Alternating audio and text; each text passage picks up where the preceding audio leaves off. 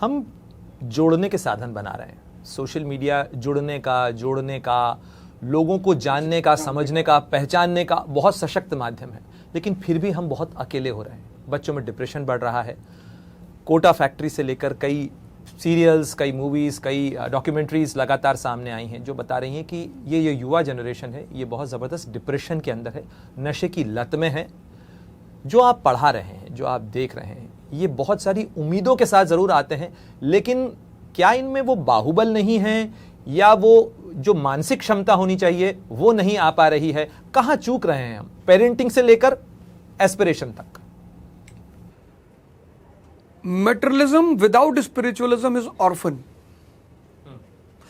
भौतिकवाद अध्यात्म के बिना अनाथ है। जैसे आज के युवा को बढ़िया गाड़ी चाहिए, मर्सिडीज, लेकिन अगर आपका मन खुश नहीं है और आपको मर्सिडीज मिल गई, ये बहुत इसी मैं चाहता था आप मुझसे सवाल ये करें।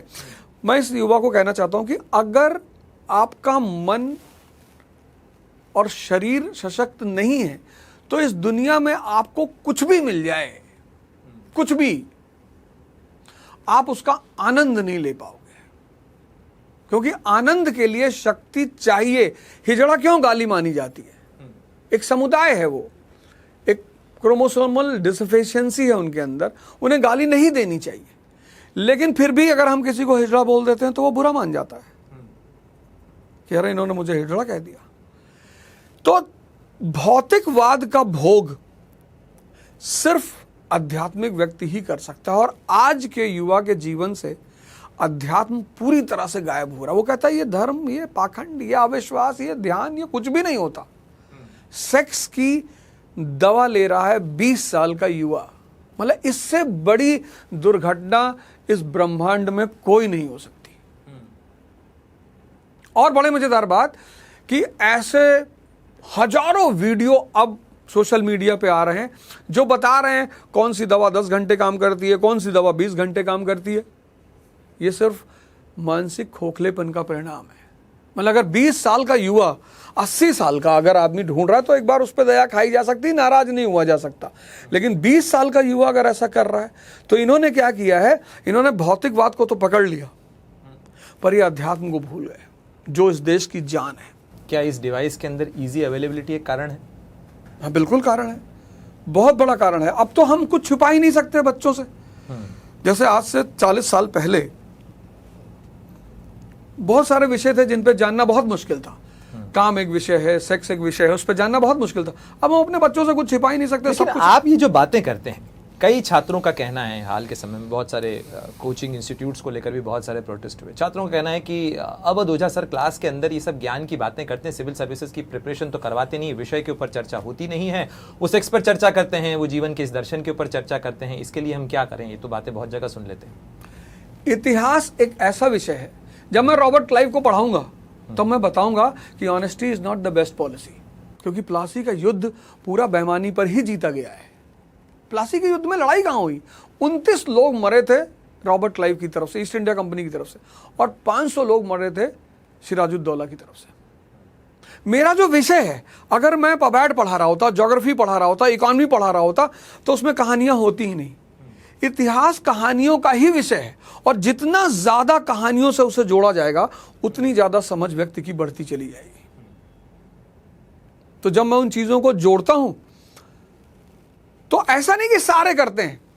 ये जब किसी व्यक्ति के ऊपर हमला होता है तो 2 तरह का हमला होता है। एक हमला होता है जब आपके क्षेत्र के जो टॉपर हैं, पढ़े लिखे लड़के हैं, IAS अधिकारी हैं, अगर वो ऐसा कहें तब तो ये माना जाए कि हाँ भाई ये बात जायज़ है।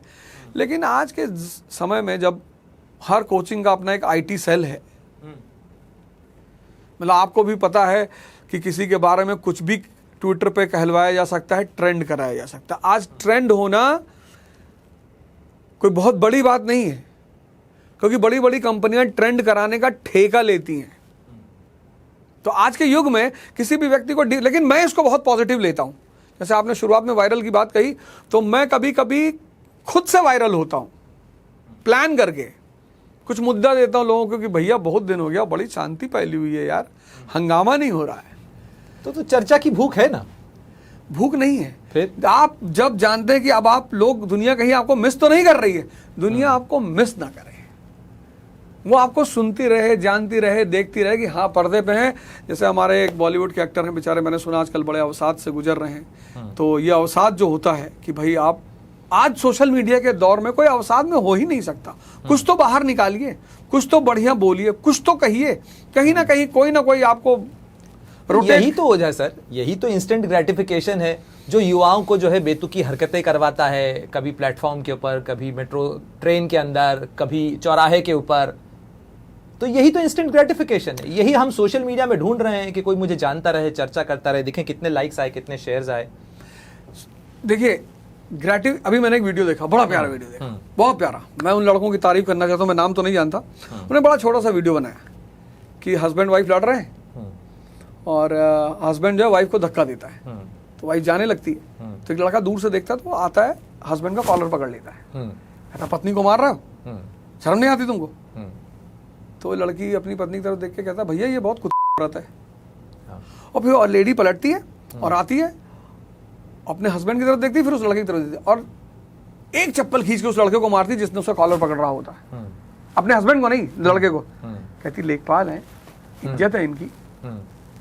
क्या मैसेज दिया उस लड़की ने कि कभी भी मियाँ बीवी के झगड़े में डंडा करने की कोशिश मत करना। तो मेरा मानना यह है कि अब कितना प्यारा मैसेज है ये जो पिक्चराइजेशन किया गया है। किसी भी चीज को दो तरह से प्रेजेंट किया जा सकता है, एक कॉन्स्टिट्यूशनल, एक अनकॉन्स्टिट्यूशनल। तो कॉन्स्टिट्यूशनल प्रेजेंटेशन हमेशा काबिले तारीफ है। अगर आप ये वीडियो YouTube पर देख रहे हैं तो हमारे चैनल को सब्सक्राइब करें और बेल आइकन को दबाना ना भूलें। अगर आप Facebook पर ये वीडियो देख रहे हैं तो हमारे पेज को लाइक करें।